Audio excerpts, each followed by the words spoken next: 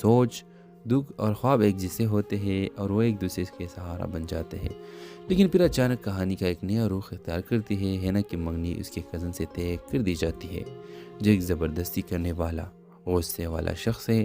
ہینا کے والد اسے کہتے ہیں محبت کتابوں میں اچھی لگتی ہے، اصل زندگی پرس سے چلتی ہے۔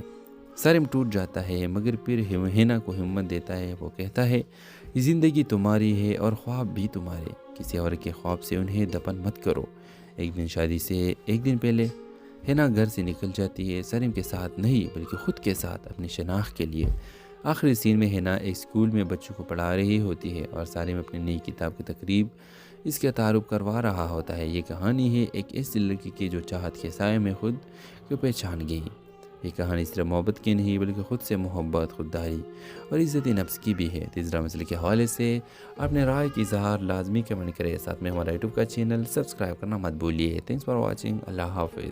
اس ڈرامہ سیریل کے آغاز میں آپ دیکھیں گے ہینا جو ایک پرسکون مگر کرب سے بڑی زندگی گزار رہی ہوتی ہے۔ ہینا کا تعلق ایک قدامت پسند خاندان سے ہے جہاں لڑکیوں کے خوابوں کو عزت نہیں دی جاتی ہے۔ وہ ایک پڑھی لکھی باہمت لڑکی ہے جو ٹیچر بننا چاہتی ہے، لیکن اس کے والد اس کے خوابوں کو فضول خیال سمجھتے ہیں۔ دوسری طرف سارم ایک حساس مزاج، اداس آنکھوں والا شاعر لڑکا ہے جو زندگی میں وفا کے تلاش میں ہے۔ اس کی ماں اس دنیا سے جا چکی ہے اور باپ نے دوسری شادی کر کے اسے اکیلا چھوڑ دیا ہے۔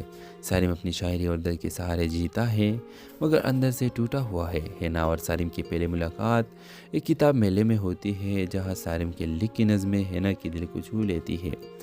وہ اس کی تحریر سے متاثر ہو جاتی ہے اور دونوں کی دوستی خاموشی سے پروان چلنے لگتی ہے۔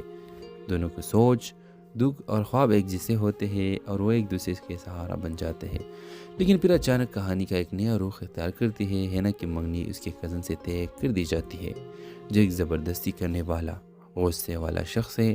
ہینا کے والد اسے کہتے ہیں محبت کتابوں میں اچھی لگتی ہے، اصل زندگی پرس سے چلتی ہے۔ سارم ٹوٹ جاتا ہے مگر پھر ہینا کو ہمت دیتا ہے۔ وہ کہتا ہے یہ زندگی تمہاری ہے اور خواب بھی تمہارے، کسی اور کے خواب سے انہیں دفن مت کرو۔ ایک دن شادی سے ایک دن پہلے ہینا گھر سے نکل جاتی ہے، سارم کے ساتھ نہیں بلکہ خود کے ساتھ، اپنی شناخت کے لیے۔ آخری سین میں ہینا ایک اسکول میں بچوں کو پڑھا رہی ہوتی ہے اور سارم